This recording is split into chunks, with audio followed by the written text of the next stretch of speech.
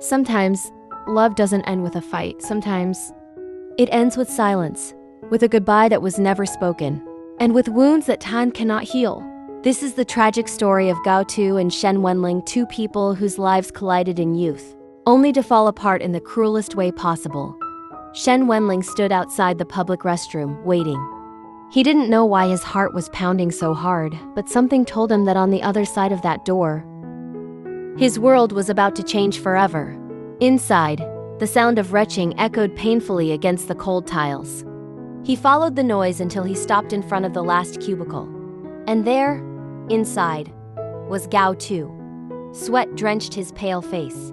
His lips were as white as the walls, trembling as he stared at the two pregnancy tests in his hand. Both of them positive. Whether it was urine or blood, the results were undeniable. Gao Tu was pregnant. His stomach twisted, his body convulsing with nausea. He clutched his abdomen, trying to steady himself, but despair already clouded his eyes. For an omega like him, unmarked, suffering from pheromone disorder, the chances of conceiving were almost impossible. The doctors had always said it was unlikely. But now, after only one night, he had succeeded. And instead of joy, there was only devastation. When Gao Tu sat in the pheromone clinic days later, the doctor's words cut him deeper than any blade. "Mr. Gao, with your condition, it is impossible for you to give birth safely without the cooperation of your alpha. I strongly advise you to terminate this pregnancy." Gao Tu's heart ached. He had already known this, but hearing it aloud made it unbearable. The doctor looked at him with pity, then frustration. "The alpha you like, he's a scumbag. He hates omegas yet still used you. You can't go through this alone." But Gao Tu shook his head, his voice trembling. "He's not a scumbag. It's my fault." The doctor slammed his medical notes down. "Fault? Do you think you got pregnant by yourself? The alpha has responsibility too. Yet here you are, carrying all the pain alone." Tears burned Gao Tu's eyes, but he refused to speak against Shen Wenlang. Even when his own body betrayed him, even when he was falling apart from vomiting, insomnia, and weakness, he protected him. Because this child wasn't just a burden. This child was Shen Wenlang's. "Doctor," Gao Tu whispered, "I really want this child." His voice was soft, almost ashamed, as though it was a crime to desire something so fragile. He lowered his head and forced himself to ask, "Why can't I use other pheromones? Artificial ones? Or another alphas?" The doctor sighed. "Artificial pheromones won't work. As for others, there's too much risk. Even if you try, your body may not respond. The only real way is with the soothing pheromones of the child's father." Gao Tu's heart skipped. The child's father, Shen Wenlang.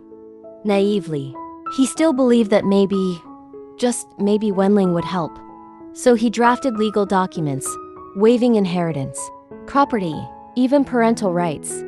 He thought, if he cleared himself of all responsibility, then perhaps Shen Wenlang would at least allow him to keep the child. He wasn't asking for love, not even for companionship. All he wanted was the chance to bring this child into the world. When he finally gathered the courage to speak to Wenlang, his heart was pounding so hard it felt like it might burst. But the answer he received was colder than ice. "Of course, abort it." Those 3 words shattered him completely. It didn't matter how much he prepared. It didn't matter how many nights he told himself not to hope. Hearing it from Wenlang's mouth destroyed the last fragile piece of his heart. At that moment, Gao Tu stopped asking. He stopped begging. He stopped even speaking to Shen Wenlang. And eventually, he ran away. Years passed. Time buried the pain, or so Gao Tu thought. He raised his child quietly, far away from the man who had once broken him. But fate has a cruel way of reopening old wounds. One day, he heard a voice behind him. "Gao Tu?" His body froze instantly. His blood turned cold. Slowly, he turned around, his face pale, lips trembling. It was him, Shen Wenlang. For a moment, the world spun. Memories of school days, of shy glances and stolen touches, of nights filled with warmth and heat. All came rushing back, but Gao Tu didn't move closer. He instinctively stepped back, like a wounded animal protecting itself. That small movement pierced Shen Wenlang's heart like a knife.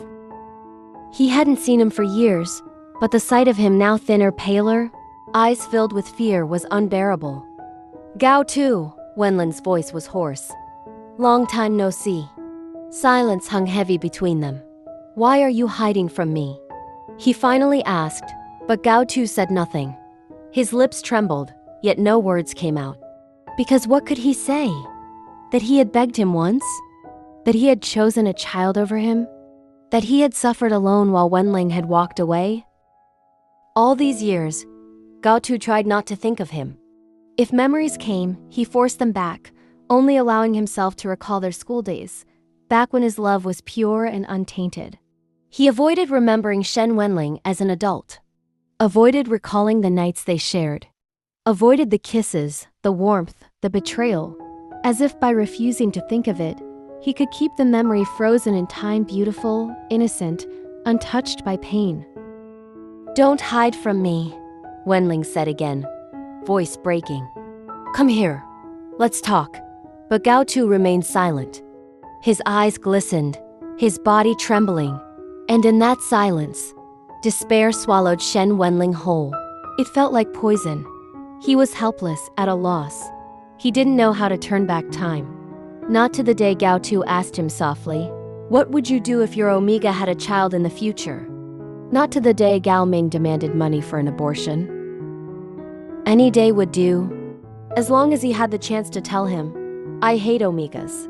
But if that Omega is you, I'd love you to the point of madness. I don't like children. But if they're yours, I'd protect them with my life." But it was too late, and then he saw him. The child, Lele. The boy's face was like a mirror. His eyes, his expression, his very being, it was unmistakable. He didn't need a DNA test. Anyone could see it. Lele was his son. At that moment, Shen Wenlang's bitterness turned into a rush of sweetness, mixed with regret so heavy it nearly crushed him. Because he finally realized everything he once rejected was everything he ever wanted, and Gao Tu had carried it all alone. Love, regret, and choices we can never take back. Gao Tu and Shen Wenlang's story is one that reminds us how fragile hearts really are. Sometimes, the people we love the most are the ones we hurt beyond repair. If this story touched you, don't let it end here. Take a moment to like this video, share it with someone who needs to hear it, and let me know your thoughts in the comments below. Would you forgive Shen Wenlang?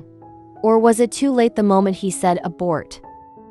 And if you want more heart-wrenching stories like this, don't forget to subscribe and turn on the notification bell so you never miss the next one. Because sometimes, the most powerful stories are the ones that break us.